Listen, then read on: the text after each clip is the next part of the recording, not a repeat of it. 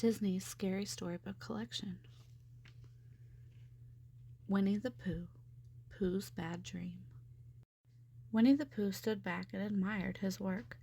10 new pots of honey, he said, sighing heavily. Very nice, said Tigger. Just make sure that horrible heffalump doesn't eat them tonight. The horrible heffalump, Pooh said. He's a greedy gobbler, said Tigger. You've seen him, ask Pooh. No, said Tigger, but it's even worse when you don't see him. You can't be too careful when a heffalump's sneaking around. I'll be careful, said Pooh. Whoa, growled Tigger bravely. Ta-ta for now. Pooh locked his door. His house seemed big and empty. Pooh climbed into bed and pulled the quilt over his nose, and he stayed that way for a long time. Horrible heffalump, he said to himself. Must keep watch. He watched and he watched and he watched until he couldn't keep his eyes open any longer. Then suddenly his house shook like thunder. A big red heffalump crashed through the door. He broke dishes and toppled the lamps. He stomped over to Pooh's cupboard and guzzled 3 pots of honey. Oh, cried Pooh. The heffalump turned and looked at Pooh with his horrible green eyes. He snuffled him with his long blue snout. Ho, ho, he said, now I'm going to eat you. The heffalump scrunched a honey pot down over Pooh's head. Oomph, cried Pooh. He jumped out of bed. He reached up to pull the pot off his head, but the pot was gone. The heffalump was gone too. Where is he hiding? Pooh said. He was afraid to look. Pooh ran to Piglet's house as fast as he could. Help! Help! A horrible heffalump is hiding in my house, said Pooh. A hef? A who? Stammered Piglet, rubbing his eyes. A heffalump. Hurry, cried Pooh.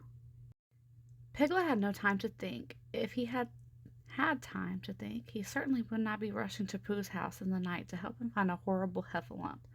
Come out, heffalump, Pooh cried, opening the door. Piglet grabbed Pooh's broom and held it over his head. Pooh? Asked Piglet, who finally had time to think. What will we do with the heffalump when we find him?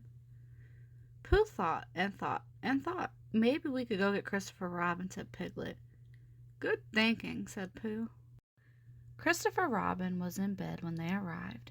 Pooh, Pooh, he said, you must have had a bad dream. Heffalumps aren't real. He was real, said Pooh. I felt him snuffle me with his blue snout. He said he was going to eat me. If there is a heffalump in your house, then Piglet and I will help you find him, said Christopher Robin stoutly. We will? I mean, yes, we will, said Piglet. Together they mounted an expedition to find the horrible heffalump and chase him from Pooh's house forever. They looked under Pooh's bed. They searched behind his mirror. They lifted the tablecloth and peered under the table. They opened his cupboard. All 10 pots stood side by side just as Pooh had left them. Pooh scratched behind his ear. It must have been a dream, but why did it seem so real, he asked.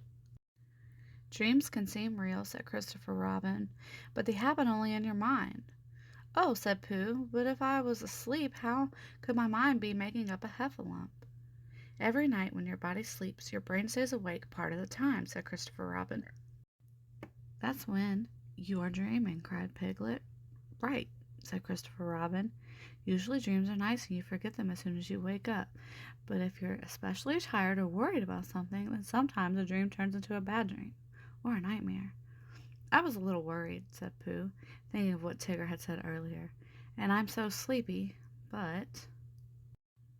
Piglet tucked Pooh into bed. What if my brain brings the heffalump back, asked Pooh. It's your dream, said Christopher Robin. And you're in charge. If the heffalump comes back, just look him in the eye and say, Heffalump, go away.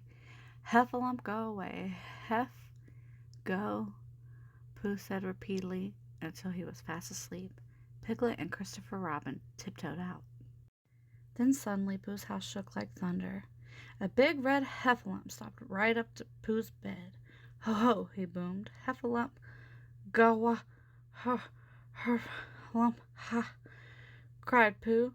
The heffalump was confused. What? He asked. Go away, said Pooh huskily. The heffalump stopped. His big lip began to tremble. Tears came to his eyes.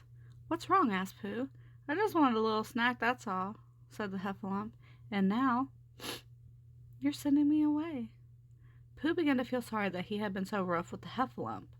"I'm feeling a bit rumbly in my tumbly, too," he said. "Would you like to share a pot of honey?" The big Heffalump looked rather silly sitting in Pooh's little chair, but he didn't seem to mind. This time Pooh and the Heffalump dreamed a sweet dream together. The end.